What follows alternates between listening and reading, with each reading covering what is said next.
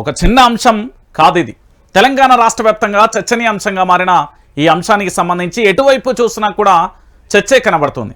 అసలు రాష్ట్ర రాజకీయాలు సంబంధించి దేనికోసం ఉండాలి? ప్రజారంజకమైన పాలన, ప్రజలకు పూర్తి స్థాయిలో కూడా ఆమోదయోగ్యమైన పాలన ఉండాలి. కానీ ఇప్పుడు ఏం జరుగుతుంది? ఎటువైపు చూసినా కూడా అన్నీ కూడా ప్రశ్నలే ఉత్పన్నమవుతున్న పరిస్థితి కనబడుతుంది.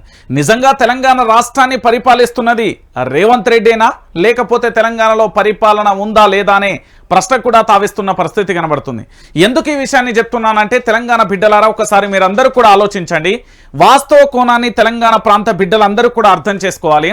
ఈరోజు బీఆర్ఎస్ పార్టీకి సంబంధించిన వర్కింగ్ ప్రెసిడెంట్ కేటీఆర్కు సంబంధించి, అంటే కల్వకుంట్ల తారక రామారావుకు సంబంధించి ఏదైనా ఒక సహాయం చేస్తే మేము కూడా చేస్తున్నాం, లేకపోతే మేము చేసినాం అనే కోణంలో ఈరోజు పూర్తి స్థాయిలో రేవంత్ రెడ్డి పందా ఉంది అనేది కనబడుతున్నది. నిజంగా కూడా కేటీఆర్ను రేవంత్ రెడ్డి కాపీ కొడుతున్నాడు. కేటీఆర్ చేసే మంచి పనులను కూడా రేవంత్ రెడ్డి హైజాక్ చేస్తున్నాడు అనే అంశాన్ని ఈరోజు క్లారిటీగా కూడా మీ ముందుంచే ప్రయత్నం అయితే చేస్తాను. దానికి సంబంధించిన కొన్ని సాక్ష్యాలను కూడా తీసుకొచ్చాను. ఒకసారి మీరే ఆలోచించండి.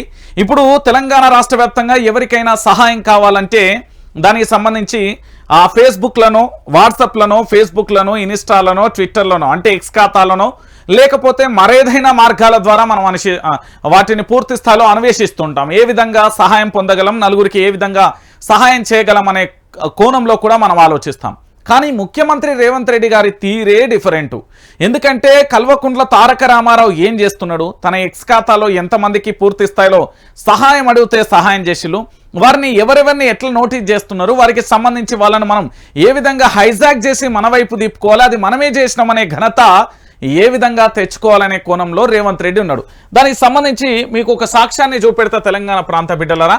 ఇక్కడ చూడండి, ఒక ఇద్దరు మహిళలకు సంబంధించి, ఒకరు అగ్రవర్ణ పేదలకు సంబంధించి, ఇంకొకరు గిరిజన బిడ్డకు సంబంధించి, ఇక్కడ ఇద్దరు మహిళలకు సంబంధించిన వాదన మీకు చూపించే ప్రయత్నం అయితే చేస్తా. ఎందుకు ఈ మాట అనేది ఒకసారి మీరు అందరూ ఆలోచించాలి. మీకు ఇక్కడ కనబడుతున్న ఆ అమ్మాయికి సంబంధించి ఒకసారి చూపెడతా, వినండి. తనకు సంబంధించి ఏం చెప్తున్నది అనేది ఒకసారి మీరు వినాలి. ఎందుకంటే తెలంగాణ రాష్ట్ర వ్యాప్తంగా అందరికీ తెలవాల్సిన అవసరం, ఆవశ్యకత ఉంటుంది.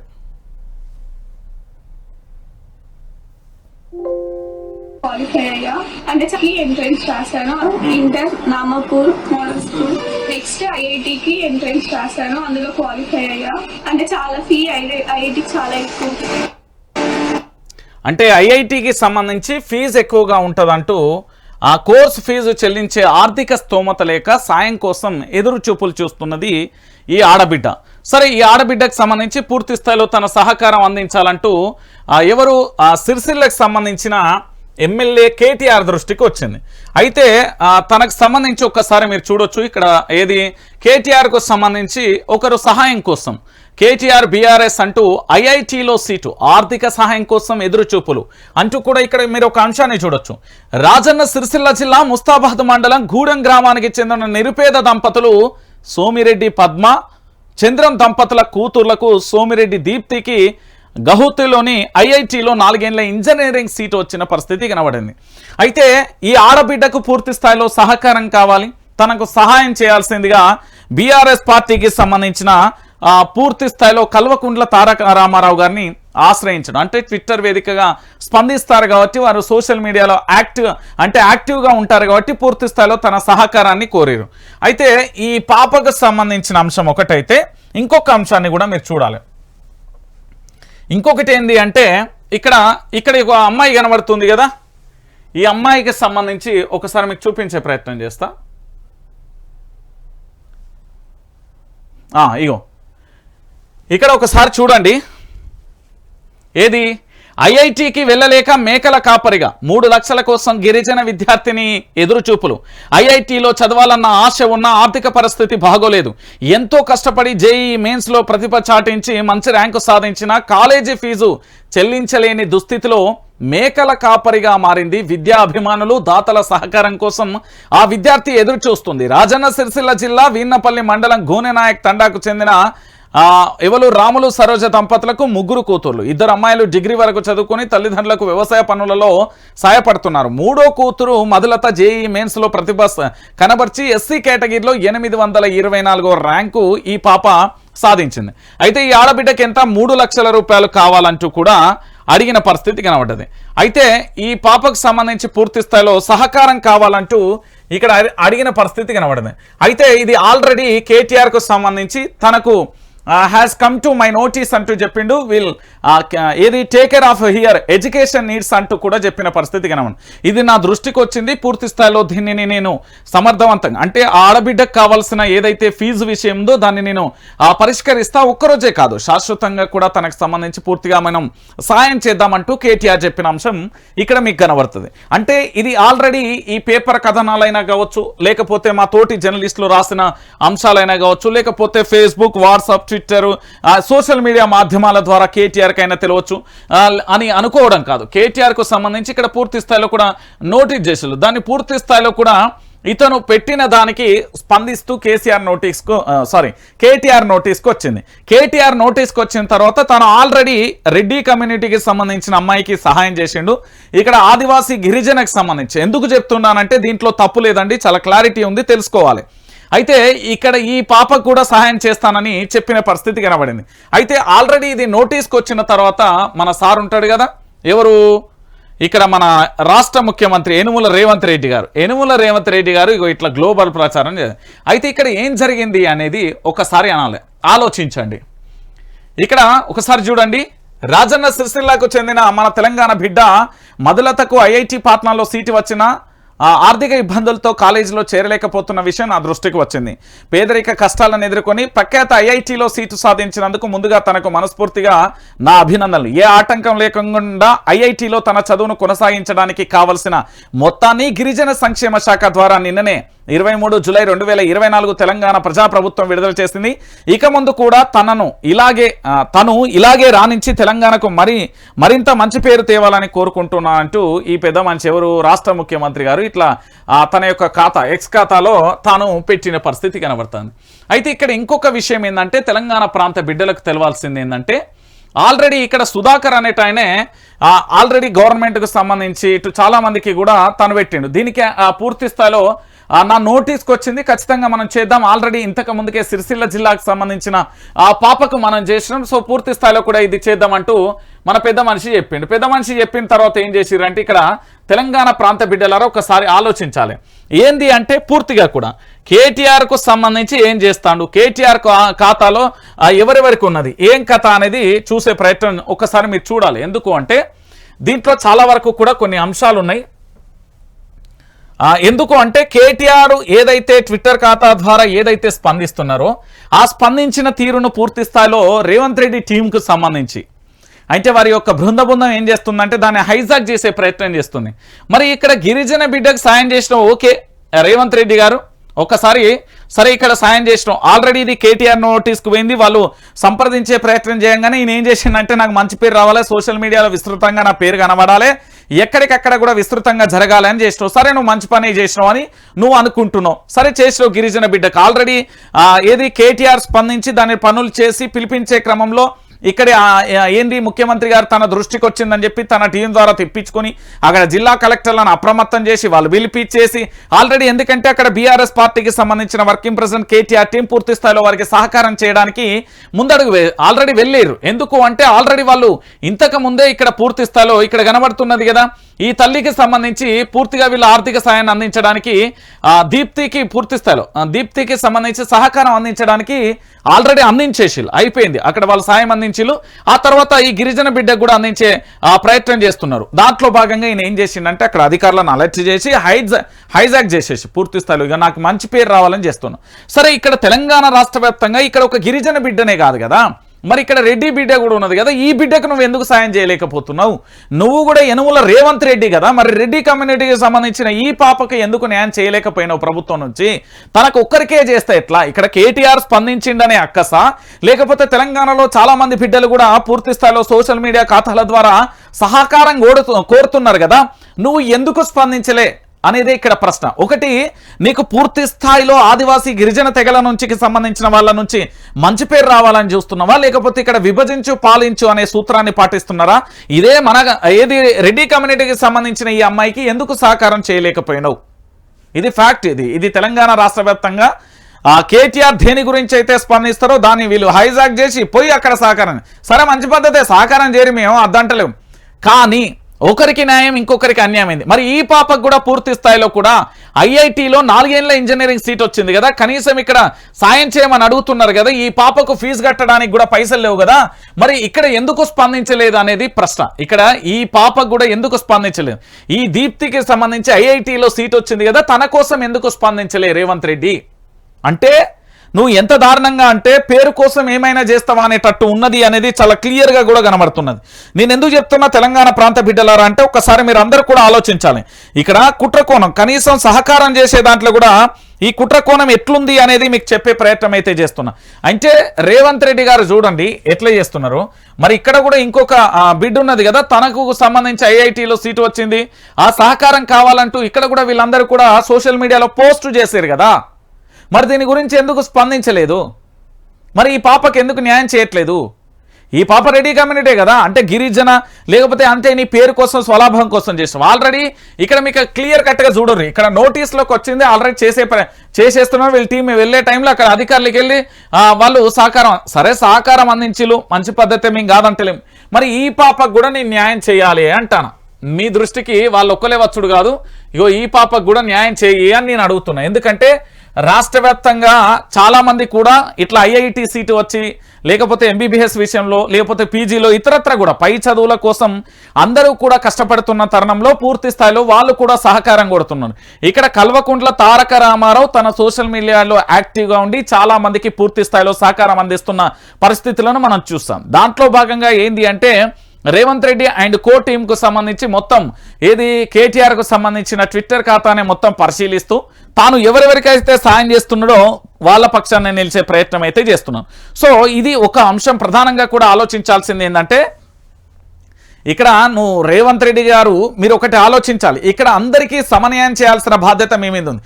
ఒక్కరికో ఇద్దరికో సాయం చేసాం అయిపోయింది అంటే కాదు, కానీ ఈ రెడ్డి బిడ్డకి ఎందుకు చేయలేదు? ఈ బిడ్డ ఎందుకు నేను కమ్యూనిటీని పదే అంటున్నంటే వాస్తవం అంట. ఎందుకనా? ఈ పాప కూడా పేదరికమే కదా, తనకు కూడా సాయం చేయాల్సిన బాధ్యత నీ మీద లేదా? ఇప్పుడు కేటీఆర్ సాయం చేసి నువ్వు కూడా సాయం చేయాలి కదా ప్రభుత్వం నుంచి. మీ దృష్టికి ఇది రాలేదా?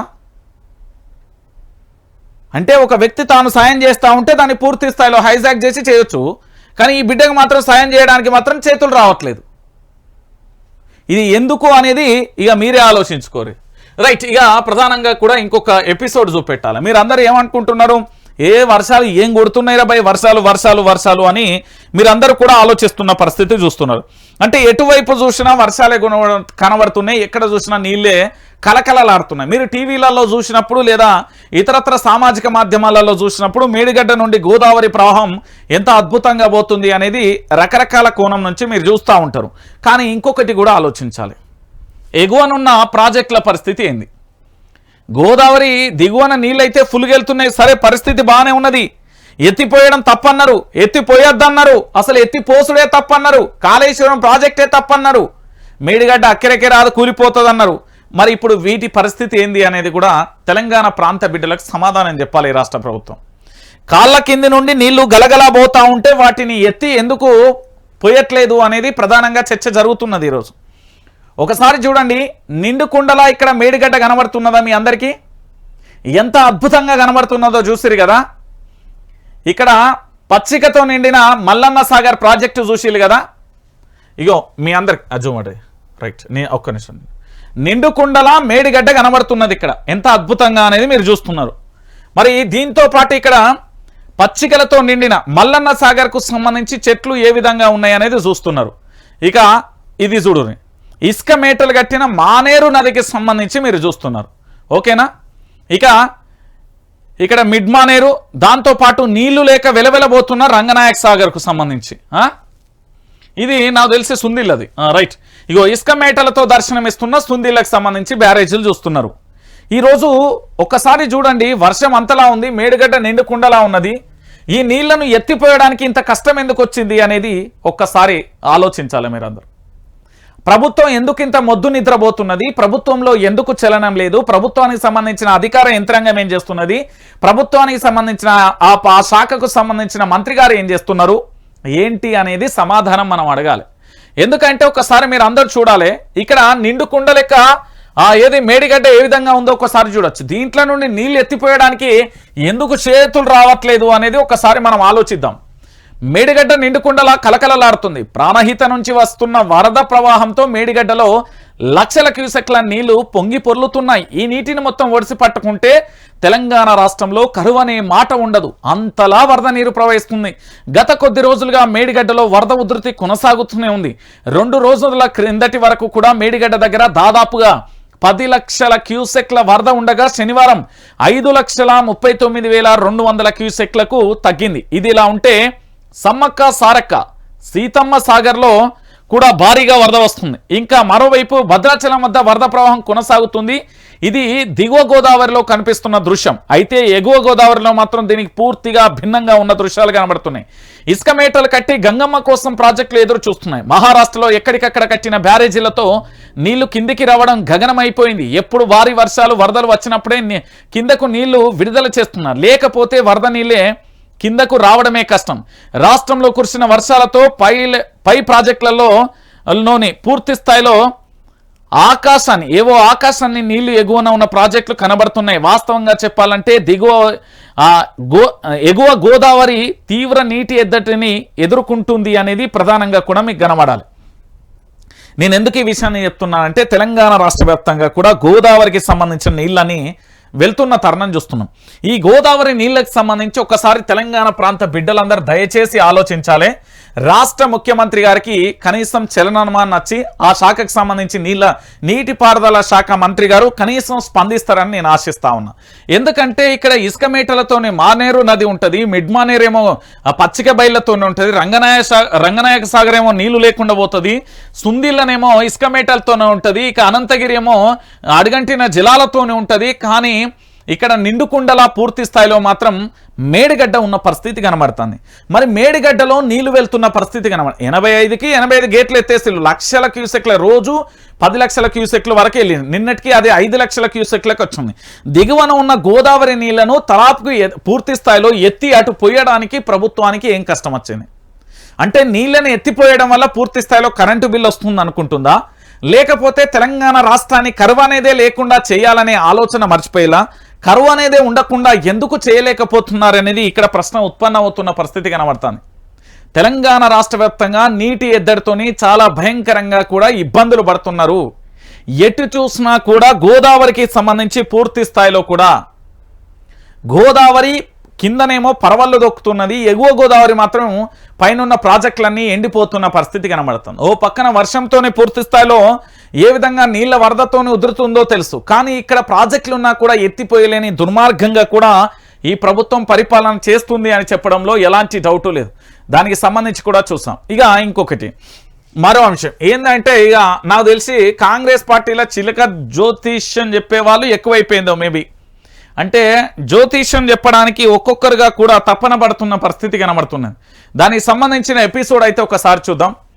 10 ఏళ్లలో సీఎం అవుతా జగ్గారెడ్డి సంచలన వ్యాఖ్యలు చేసిండు. అంటే ఇది 2024, అంటే 10 ఏళ్ళు అంటే 2034 కల్లా ఆయన సీఎం అవుతాడట. ఎవరు? Jaggareddy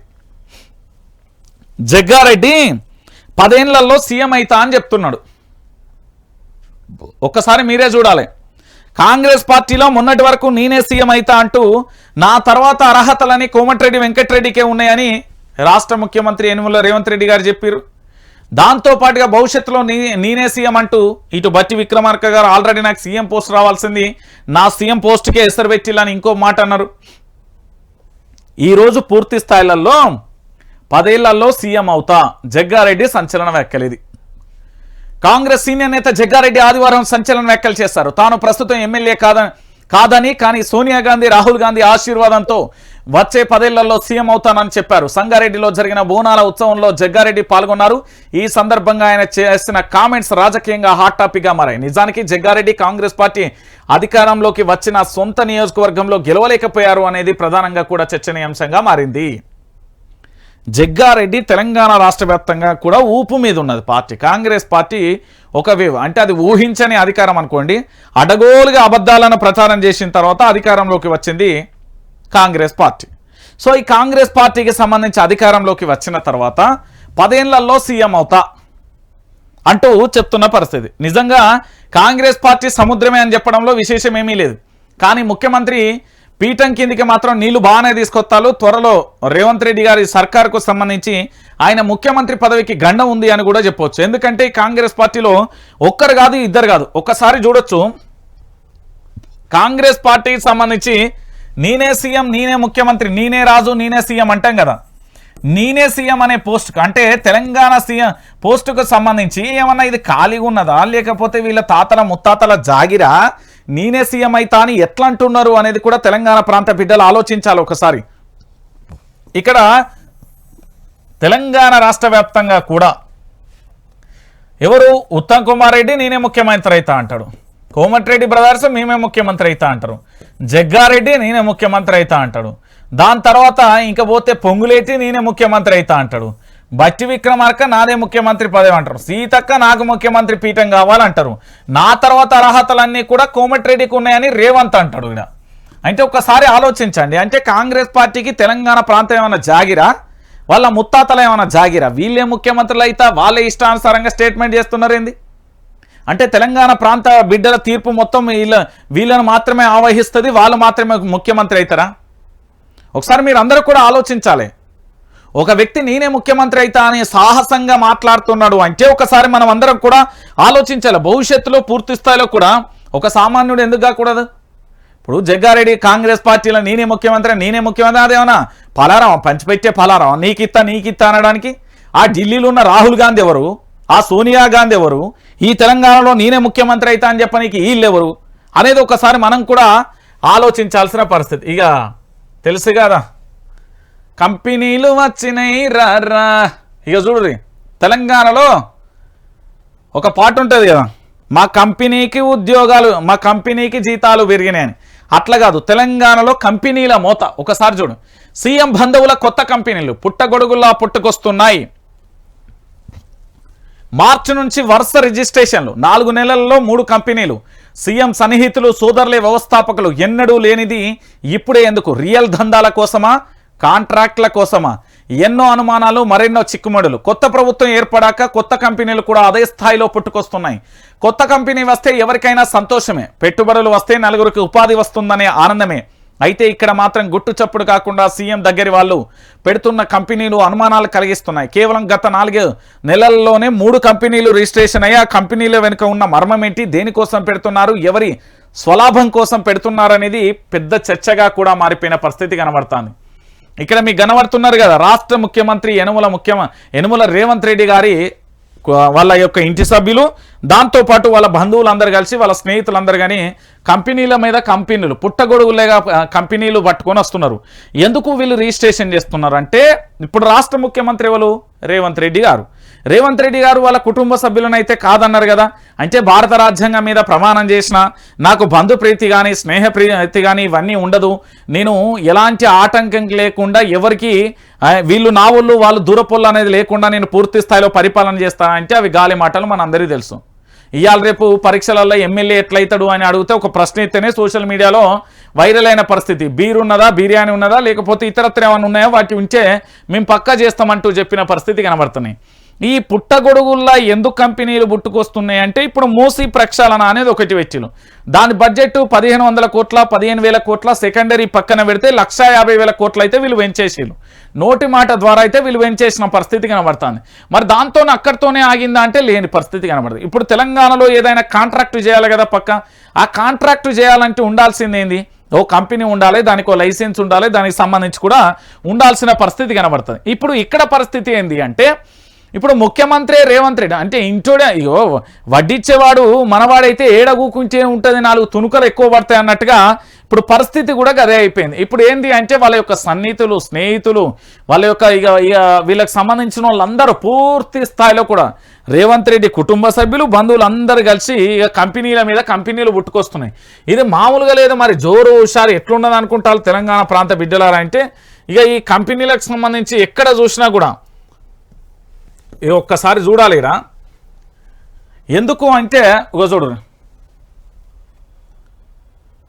కామ్యక developers, urban prince infra LLP, LLP ఇక ఆర్గనైజ్ ప్రాపర్టీస్ కంపెనీలు నెట్టింట పెద్ద ఎత్తున చర్చ జరుగుతుంది. అంటే సీఎం రేవంత్ రెడ్డికి సంబంధించి ఇవన్నీ కూడా మే 24న ఈ కామ్యక డెవలపర్స్ ఒకటి రిజిస్ట్రేషన్ అయింది. దాని తర్వాత రాధాకృష్ణ వాళ్ళ అన్న కొడుకు ఉన్నాడుగా వంశీ వేమూరి, దీంట్లో ఆయన భాగస్వామి. ఆయనతో పాటు కాంతు అగస్త్య, రాంబాబు సుక్కుపల్లి, అంబిక పతి నాయుడు ఇక పత్తిపాటి పార్ట్నర్స్గా కొనసాగుతున్నారు.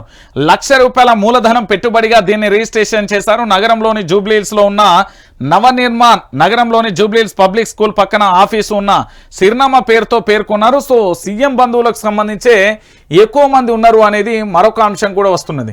ఇక దీనికి సంబంధించి ఇక సీఎం యొక్క సోదరుడు తిరుపతి రెడ్డి, దాంతోపాటు చాడా వెంకటేశ్వర్లు ఏర్పాటు చేసిన company urban prince infra LLP దీన్ని మే 30న రిజిస్ట్రేషన్ చేస్తారు. ఇది జూబ్లీహిల్స్లోని కావేరీ హిల్స్లో ఉన్న ఐకాన్ క్యాపిటల్లోని బ్లాక్ బి ప్లాట్ నెంబర్ 56ను ఆఫీసు చిరునామాగా పేర్కొన్నారు. ఇక ₹1,00,00,000 క్యాపిటల్ ఇన్వెస్టిమేషన్గా పెట్టారు. ఇది కాకుండా సీఎం రేవంత్ రెడ్డి మరో సోదరుడు కృష్ణారెడ్డి డైరెక్టర్గా మరో కంపెనీ మార్చి నెలలో ప్రారంభమైంది. R9 ప్రాపర్టీస్ పేరుతో రిజిస్టర్ చేశారు. రాజేంద్ర నగర్లోని రాక్వెల్ ఇంటర్నేషనల్ స్కూల్ దగ్గర ఆఫీస్ చిరునామా ఉంది. ఇక సీఎం సోదరులలో కృష్ణారెడ్డి, కొండలరెడ్డి హైదరాబాద్ వేదికగా వ్యాపారాలు చేస్తున్న విషయం తెలిసిందే. రియల్ ఎస్టేట్ బిజినెస్లో ముఖ్యమంత్రి కుటుంబానికి మంచి పేరుంది. తాజాగా ప్రారంభిస్తున్న కంపెనీలన్నీ కూడా రియల్ ఎస్టేట్ దగ్గరగా ఉన్న కంపెనీలు కావడంతో కాంట్రాక్టులు దక్కించుకోవడానికి రిజిస్టర్ చేసిన కంపెనీలుగా అనుమానాలు రేకెత్తిస్తున్నాయి. ఇవన్నీ బయటకి తెలియకుండా ఇంకెన్ని ఉన్నాయి అనేది కూడా ఆశ్చర్యకరంగా కూడా మారుతున్న పరిస్థితి కనబడుతుంది. సో మొత్తానికి ఏంటంటే కుటుంబానికి సంబంధించిన మొత్తం సకుటుంబ వీళ్ళంతా ఏంటంటే కుటుంబ సభ్యులందరూ కలిసి పూర్తి స్థాయిలో ఎక్కడికక్కడ కూడా కంపెనీలను రిజిస్ట్రేషన్ చేసుకుంటున్న పరిస్థితి కనబడుతుంది. ఇక మళ్ళీ డేట్ మారిన రుణమాఫీ ఆగస్టు 15 ఒకసారి చూడండి. ఆగస్టు 15 లోపు 2 లక్షల రుణమాఫీకి గతంలో హామీ, ఆగస్టు 2 లోపు లక్షల రుణమాఫీ అంటూ ఇప్పుడు ప్రకటన. ఇక ఆగస్టు లోపు అంటూ విదేశీ పర్యటనకు వెళ్తున్నా వచ్చాకే రుణమాఫీ చేస్తా. జైపాల్ రెడ్డి వర్ధంతి సభలో రేవంత్ రెడ్డి 2014లో జైపాల్ రెడ్డి సీఎం అభ్యర్థి అయితే కాంగ్రెస్ గెలిచేది. రేవంత్ రెడ్డి సంచలన వ్యాఖ్యలు అంటూ కూడా ప్రధానమైన అంశానికి సంబంధించి కూడా హైలైట్ చేసింది. ఆగస్టు 2 నుంచి 14 వరకు విదేశీ పర్యటనకు వెళ్తున్నానని, తిరిగి వచ్చాక ఆగస్టు నెలలో 2 లక్షల రుణమాఫీ చేస్తానని చెప్పారు. తెలంగాణ అసెంబ్లీ ఎన్నికలలో రైతులకు 2 లక్షల రుణమాఫీ చేస్తామని కాంగ్రెస్ పార్టీ హామీ ఇచ్చింది. అనంతరం అధికారంలోకి వచ్చిన కాంగ్రెస్ పార్టీ దాదాపు 6 నెలల తర్వాత లక్షలోపు రైతుల రుణమాఫీ చేసిందని, అలాగే రాష్ట్ర బడ్జెట్కు సంబంధించి కూడా హైలైట్ చేస్తున్న పరిస్థితి. ఇక మీకు తెలియని విషయం కాదు, తెలంగాణ రైతాంగానికి సంబంధించి కల్వకుంట్ల చంద్రశేఖరరావు గారు, కల్వకుంట్ల తారక రామారావు గారు, హరీష్ రావు గారు గతంలో చాలా క్లారిటీగా చెప్పిళ్ళు మీకు పెట్టుబడి సాయం సంబంధించి ఏ విధంగా వీళ్ళు చేస్తారో ఇప్పుడు రైతు రుణమాఫీ కూడా గట్లనే అయిపోతుంది. వీళ్ళు అమలు చేస్తామనుకోవడం అది పగటి కల, వీళ్ళు చేయలేరు. పూర్తి స్థాయిలో ఏంది అంటే ఒక విడత చేసేసి అయిపోయింది మమా అనుకుంటారు తప్ప వీళ్ళు రైతులకు పూర్తి స్థాయిలో న్యాయం చేస్తే దిక్కు దివానైతే లేదు. రేపు భవిష్యత్తులో కూడా గదే జరుగుతుంది అంటూ కూడా చెప్పుకొచ్చిన పరిస్థితి కనబడుతుంది. సో భవిష్యత్తులో కూడా గిదే జరుగుతుంది అని చెప్పడానికి కూడా ఆస్కారం లేకపోలేదు. ఒకసారి మీరు అందరూ కూడా ఆలోచించాలి. పూర్తి స్థాయిలో రైతులకు సంబంధించి రుణమాఫీ అనేది దశల వారీగా చేయడం కంటే వీళ్ళు చేసే ఆలోచనలో కానీ ఇంకా వేరే ఆలోచనలో కూడా లేరు అనే విషయానికి సంబంధించి కూడా చెప్పాల్సిన పరిస్థితి కొనసాగుతుంది. ఇక నేను చెప్పిన కదా ఏంది గోదావరి జలాలకు సంబంధించి ఎత్తిపోస్తూ ఉంటే మధ్యమానేరుకు కాళేశ్వరం జలహారం ఏంది అంటే నీటిని ఎత్తిపోయడంతో మధ్యమానేరుకు చేరుతున్న గోదావరి జలాలు అంటూ కూడా చూస్తున్న పరిస్థితి అయితే కనబడుతుంది. ఇక రుణమాఫీ మీద గందరగోళం అయితే ఎట్లుందో పరిస్థితి అయితే చూస్తున్న పరిస్థితి కనబడుతుంది. సో దీంతో పాటు పూర్తి స్థాయిలో కూడా ఎక్కడికక్కడ మీరు ఎటు చూసినా కూడా మెజార్టీ రైతులకు సర్కారు మొండిచేయ చూపెట్టింది. అర్హత ఉన్న మాఫీ కాలేకపోతుంది రైతులకు చాలా మంది. ఇటు ఎక్కడికక్కడ ఏఈఓలు బ్యాంకర్ల నిలదీత 70 లక్షల మంది రైతులకు రుణ ఖాతాలు ఉన్నాయన్న ముఖ్యమంత్రి రేవంత్ రెడ్డి. రుణమాఫీ అమలు మాత్రం 32 లక్షల మంది. మొదట 39,000 కోట్లు అవసరమన్న సీఎం తాజాగా 31,000 కోట్లకే తగ్గించిన వైనం బడ్జెట్లో మాత్రం 26,000 కోట్లకే పెట్టిన పరిస్థితి. ఏంది అంటే ఇటు డబుల్ బెడ్రూమ్ ఇల్లు ఇవ్వాలని సీఎంకు మహిళల నిరసన అంటూ కూడా చెప్పిన పరిస్థితి రుణమాఫీకి మరో వాయిదా వేసిన పరిస్థితి కనబడుతుంది. సో మొత్తానికి నేను చెప్పిన కదా తెలంగాణ రాష్ట్ర వ్యాప్తంగా కూడా ఇక్కడ చూడరు తెలంగాణ ప్రాంత బిడ్డలరా వీళ్ళ వల్ల ఏం కాదు. ఇగో డేట్ల మీద డేట్లు ఇస్తారు. వీళ్ళు ఏమన్నా పూర్తి స్థాయిలో రుణమాఫీ చేయడమో రుణమాఫీ చేస్తారు అనుకోవడం మన యొక్క మూర్ఖత్వం. ఇదంతా పగటి ఆలోచన కింద పోతుంది. తెలంగాణ ప్రాంత బిడ్డలారా దయచేసి మీరందరూ కూడా ఆలోచించాల్సింది ఏంటి అంటే రేవంత్ రెడ్డి రైతు భరోసాకు సంబంధించి ఎట్లా చేసిండో ఇది కూడా గట్లనే చేస్తాడు. ఏంది అంటే రుణమాఫీ సంబంధించి పూర్తి స్థాయిలో చేయడానికి ఆయనకు అంత ఏంది అంటే సమ్మతమైనగా లేదు. ఎందుకంటే ఆయన కేవలం తన స్వార్థపూరిత రాజకీయాల కోసం తాను అధికారంలో ఎట్లా నిలబడాలి, ఎవరిని ఎట్లా దోసుకోవాలి, మా కుటుంబ సభ్యులు ఎన్ని కంపెనీలు పెట్టాలనే ఆలోచనలో ఉన్నారు తప్ప పూర్తి స్థాయిలో ప్రజలకు న్యాయం చేస్తామనే కోణంలో లేరు. సో ఫైనల్గా ఏంది అంటే రైతులకు మొండి చేయి చూపించిర్రు అని చెప్పడంలో ఎలాంటి డౌట్ అయితే లేదు.